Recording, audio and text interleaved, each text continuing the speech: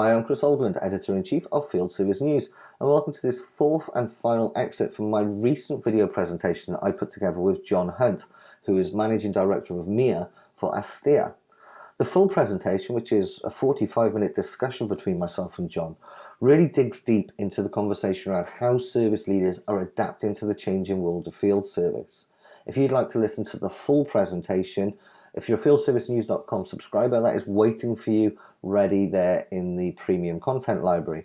If you're not yet a fieldservicenews.com subscriber, there is a link below and you can click that, complete the brief form, and you will be able to access the full presentation as well.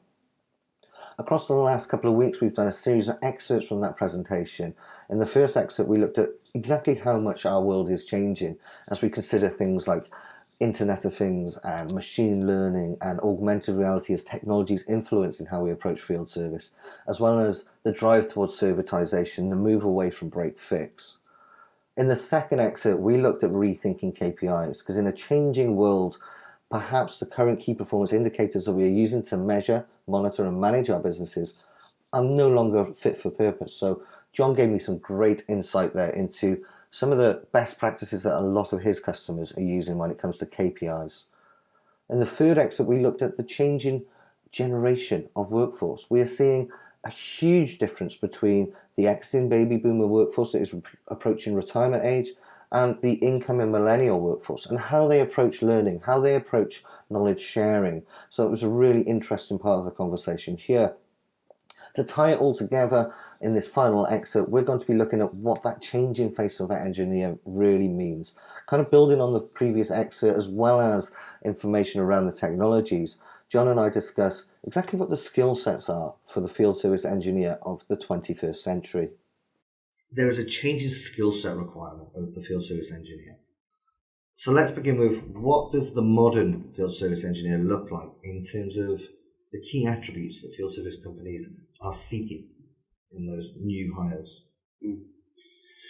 There's some key characteristics I think of embracing of change, right?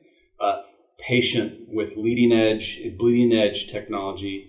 If rapidly deployed in a pilot situation, that as long as they can be assured they can revert to the pre-innovation test, that can be enabled quickly and easily. They're less loyal to the company and more loyal to the type and locale of work. However, when they're loyal to a company, they will be fiercely so, and it will be because of resources at the top, like those chief people officers that I mentioned, driving those recruitment of the right type of person, the development, the retention of that person, that'll be key. And just more productive and more adaptable with shortened learning curves due to the increasingly intuitive and sophisticated solutions at their fingertips and on their heads. When you think about the evolution of wearables, it's now becoming mainstream and affordable and those types of things. I think just to name a few, I could go on and on and on, but I think those are four key characteristics that occur to me. Okay. Something that I've been caught in two minds about for a while now around this topic. And I've heard arguments on both sides of this, so I'm going to just throw it up there and see if you have the wisdom that can help me kind of fall on either side, or whether it's, again, something that there is benefits in both approaches. But in some sense, I can see how technology, in particular augmented knowledge systems, we kind of touched on today, I can see how that would drive us down a path where we require our engineers to have a very broad but fairly shallow knowledge base, where an engineer is set out to cover a broad range of devices, and because they've got that supplemented knowledge, that they're able to dial in and get that experience elsewhere. Alternatively, I can also see how technology, in particular artificial intelligence, machine learning, could lead us to a place where we get much, much better triage. Again, touching on the example you gave earlier, that diagnosis being much, much more efficient. Remote maintenance, remote assistance solutions, being able to provide a solution where if the engineer is sent out, generally it's going to fall outside of the Pareto principle, 80% of the solutions we can fix. So it's that 20% where that engineer has to be the expert. You know, your brand is reliant on this guy going in and fixing it. It's a fix that can't be done via the algorithms. It's a fix that can't be identified. So in that instance, he would need a very, very deep level of knowledge, very refined. I can't work out which one of those two is the future. What's your thoughts on that? I think there's a place for both. So much like management by exception enables any of us to focus on key parts of our jobs more, so do similar tools and technologies such as artificial intelligence, augmented reality, enable specialists to become even more specialized and invaluable to their organizations.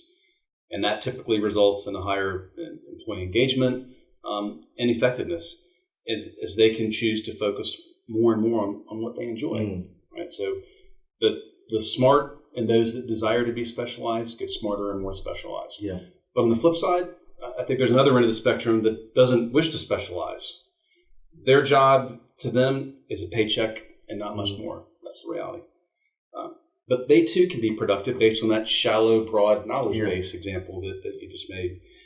They'll typically be less loyal to the company and vice versa, be less valuable to the company. So I might care less about retaining that person. But they're going to have a role driven by a requirement for human intervention, which we've agreed is always going to be a necessity. Yeah. But they've got much less brain intervention, creativity, problem-solving skills. And as self-service becomes more and more prevalent in service systems, so will end customers be completing more and more of those jobs, plug-and-play jobs on their own, with no third-party human intervention. We talked in our last about my mom. Yes. In the mid-70s, who's doing her own service of her treadmill in her home, right? So I think that level of tech that is just a paycheck. They'll have job opportunities, but I think they'll be less likely to be in demand as a result of that.